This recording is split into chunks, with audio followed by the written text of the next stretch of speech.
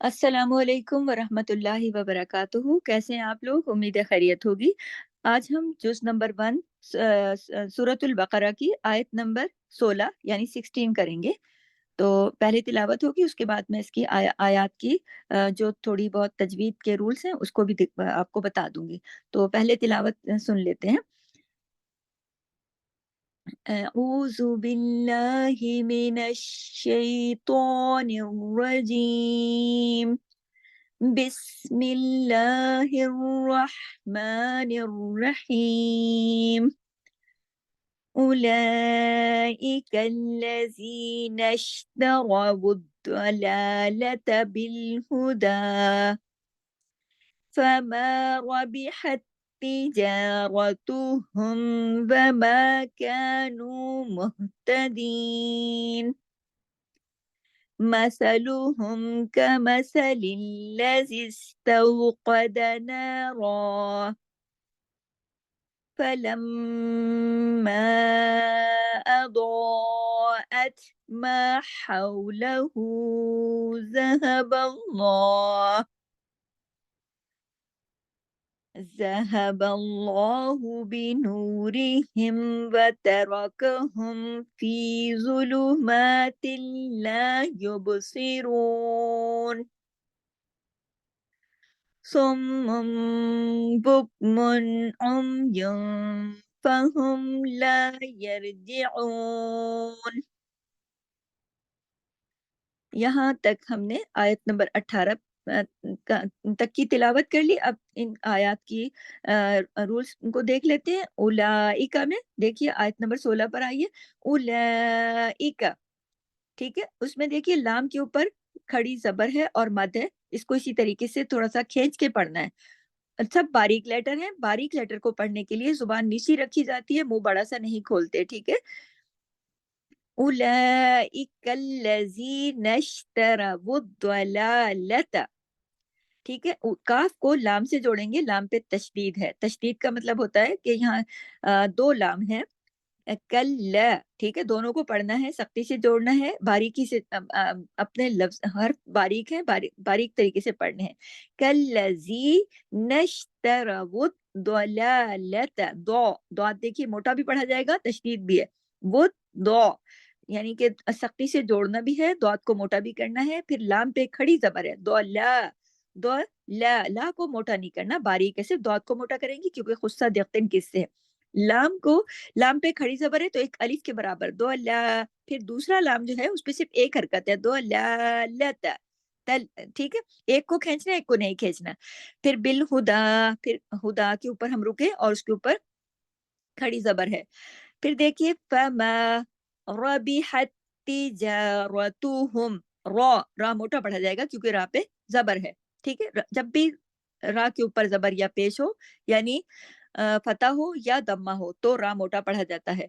रबिहत, हत, हा जो है वो डायरेक्ट कौन से ता से जुड़ेगा? जो तिजारता का ता है, क्योंकि उस पे तशदीद है। तशदीद की वजह से पता लगता है कि नीचे दो ता हैं। एक ता हमें नजर आ रहा है जबकि एक ता हमें नजर नहीं आ रहा, छुपा हुआ होता है, इसीलिए तशदीद का साइन लगा होता है। तो जो अंदर छुपा हुआ हर्फ होता है वो अपने पिछले हर्फ के साथ मिलकर पढ़ा जाता है। अब पिछले हर्फ जो हर्फ होता है उसकी हरकत के साथ पढ़ा जाएगा। अब पीछे फिर ता है, उसके पास तो हरकत ही नहीं है, वो उसके पास तो सुकून है। तो हम मजीद पीछे जाएंगे तो पीछे हा है, उसके पास हरकत है जबर की यानी फतह की। तो इस हरकत के साथ रबिहत, हत, अब ये हा जो है कौन से ता से जुड़ा? तिजारा का। रबिहत तिजारतुहुम, जीम के साथ अलिफ है, अलिफ मद्दा, दो हरकत खींच के पढ़ा जाता है। फिर देखिए तिजारा, रा मोटा पढ़ा जाएगा, तुहुम तिजारतुहुम वमा कानू, सब बारीक पढ़े जाएंगे। मुहतदीन, ये जो हा है ये इसकी आवाज सीने की तरफ जाती है। दीन को दीन, दो हरकत खींचा हमने क्योंकि यहाँ पे या मद्दा है, ठीक है। मसलुहुम स मसलुहुम कमसलिल्लज़ी इस्तौक़द नारा, तौ, यहाँ पे वावे लीन है, तौ कॉफ मोटा पढ़ा जाएगा। तौक़द नारा, रा को हमने मोटा भी किया जबर की वजह से और दो जबर है, यहाँ दो जबर की तनवीन है, लिहाजा دو زبر کی تنوین جب رکتے ہیں، جب عارضی سکون کرتے ہیں تو ایک زبر پڑھی جاتی ہے اور ایک الف کے برابر اسے کھینچا جاتا ہے. یعنی ملا کے پڑھیں گے تو نارن پڑھیں گے نا، اس کو کہتے ہیں وصل کی صورت. لیکن یہاں پر اگر ہم وقف کریں گے تو نا رو، جتنا نا کو کھینچا اتنا رو کو کھینچیں گے. یہ دو زبر کی تنوین پر وقف کا ایک طریقہ ہے. ٹھیک ہے، آگے دیکھیے فلم، میم پہ تشدید ہے، دو میم ہے. جب بھی میم پر تشدید ہو، میم کو اس طریقے سے پڑھا جاتا ہے غننے کے ساتھ، فلما، کیونکہ اس کے اوپر دیکھیں تشدید ہے اور دو غنہ ڈبل ہو جائے گا. میم میں تو غنہ ہے نا میم کی آواز میں، پھر اوپر مد ہے، اس لیے ہم نے اس کو کھینچا، غنہ بھی کیا اور پھر اس کے بعد ہم نے اوپر والی مد بھی پڑھی.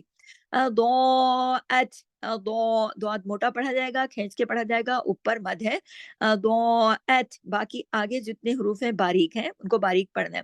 موٹے حروف کو پڑھنے کے لیے آپ کا طریقہ الگ ہوتا ہے اور باریک حروف کو پڑھنے کا طریقہ الگ ہوتا ہے. دیکھیں باریک حروف میں آپ کا جب آپ موٹے حروف پڑھتے ہو آپ کی زبان اوپر اٹھتی ہے، آپ کا منہ اوپر نیچے کھلتا ہے، حرف موٹے ہو جاتے ہیں. لیکن جو آپ کے باریک حروف ہیں، جب آپ کو ہنسنے کی طرح آپ کا چہرہ کھلتا ہے، آپ کے ہونٹ ہنسنے کی طرح سائڈ وائز اسٹریچ ہوتے ہیں، تو آپ کے حروف باریک رہتے ہیں اور بہت بڑا سا منہ نہیں کھولنا چاہیے باریک حرفوں کو پڑھتے ہوئے.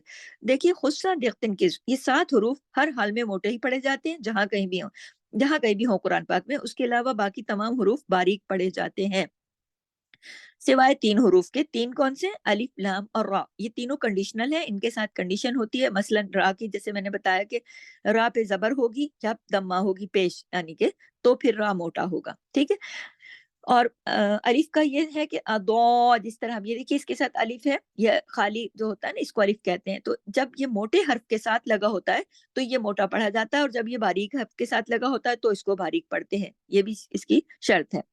ٹھیک ہے، اضاءت ما حولہ، ما حو، دیکھیے حو گلے سے پڑھنا ہے، آواز میں سانس چلے گی. ما حولہ ذہب اللہ، یہ دیکھیے ہاں کی آواز سینے کی طرف جائے گی. ذہب اللہ، یہاں دیکھیے لام، جیسے میں نے کہا نا کہ الف، لام اور را تینوں کنڈیشنل ہیں. را کی کنڈیشن میں نے آپ کو بتائی کہ وہ را زبر اور اس کے ساتھ ہوگا پیش کے ساتھ، اور الف کی بتائی کہ وہ موٹے حرف کے ساتھ موٹا پڑھا جائے گا. اور لام کی کنڈیشن یہ ہے کہ لام جب اللہ کے نام میں آئے گا، جیسے اللہ، اور اس سے پہلے والے حرف پر زبر ہوگی، جیسا کہ ذہب اللہ، با پہ زبر ہے نا، تو اس اللہ کے نام میں یہ اسم جلالہ کہلاتا ہے. جو لام ہے ہم اس کو کیا کریں گے؟ ہیوی کر کے پڑھیں گے، موٹا کر کے پڑھیں گے، کیونکہ اس سے پہلے ایک تو یہ اللہ کے نام کے اندر ہے، یہی شرط ہونی چاہیے اللہ کے نام میں ہو اور اس سے پہلے اللہ کا نام ہو اور اللہ کے نام سے پہلے زبر لگی ہو. اگر تو یہ پھر لام موٹا پڑھا جائے گا. یعنی اللہ کا نام ہو، اسم جلالہ ہو اور اس سے پہلے زبر یا پیش لگی ہوگی، تو پھر یہاں پر ہم لام کو صرف موٹا کریں گے، باقی تمام حروف باریک رہیں گے. ذہبل راہ، اس طریقے سے. ٹھیک ہے، بنورہم، بنورہم وتراکہم، وتراکہم، دیکھیں سب باریک ہے، را کو موٹا کرنا ہے. تراکہم فی ظلمات لا یبصرون.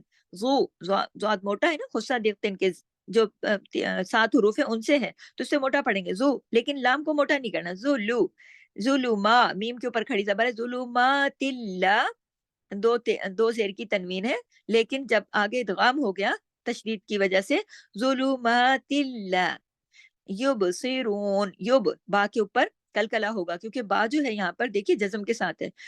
5 حروف جب جزم کے ساتھ ہوتے ہیں تو ان پر کلکلا ہوتا ہے، یعنی آواز کو ہلا دیتے ہیں. وہ 5 حروف کون سے؟ ان کی ایک ٹرم ہے کتب جدن، کتب جد، یعنی قاف، طا، با، جیم اور دال. یہ 5 حروف ایسے ہیں کہ جب بھی یہ جزم کے ساتھ ہوں گے تو ان کو ہلا کے پڑھا جائے گا، اس کو کہتے ہیں کلکلا کرنا. پھر دیکھیے سواد آگے دیکھیے سواد موٹا پڑھا جائے گا، اور میم جو ہے میم پہ تشدید ہے، میم پہ تشدید ہے اور 2 پیش کی تنوین بھی ہے. تو من پڑھنا چاہیے نا، لیکن من میں آخر نون کی آواز آ رہی ہے، تو یہاں اقلاب کا قاعدہ بھی لگ رہا ہے. جب نون ساکن کی آواز آتی ہے اور اس کے فوراً بعد با آ جائے، نون ساکن کے بعد آواز آئے یا پھر خود نون ساکن موجود ہو، تو یعنی تنوین یا نون ساکن کے فوراً بعد اگر با آ جائے، جیسے اس میں بکمن آئے نا، تو نون نون نہیں رہتا، نون کی آواز نون کی آواز نہیں رہتی، بلکہ وہ میم کی آواز میں بدل جاتی ہے، اس کو کہتے ہیں اقلاب کا قاعدہ۔ تو یہاں اقلاب کا قاعدہ لگ رہا ہے، تو سواد کو موٹا پڑھیں گے، پھر میم پہ اچھا خاصا غنہ کریں گے، کیوں؟ کیونکہ میم کی صفت ہے غنہ۔ تو یہاں دو میم ہے، کیسے پتا ہے؟ تشدید لگی ہوئی ہے، تشدید کیا بتا رہی ہے؟ دو میم ہے، تو غنہ کون سا ہوگا؟ بڑا۔ غنہ کا نام کیا ہے؟ اکمل۔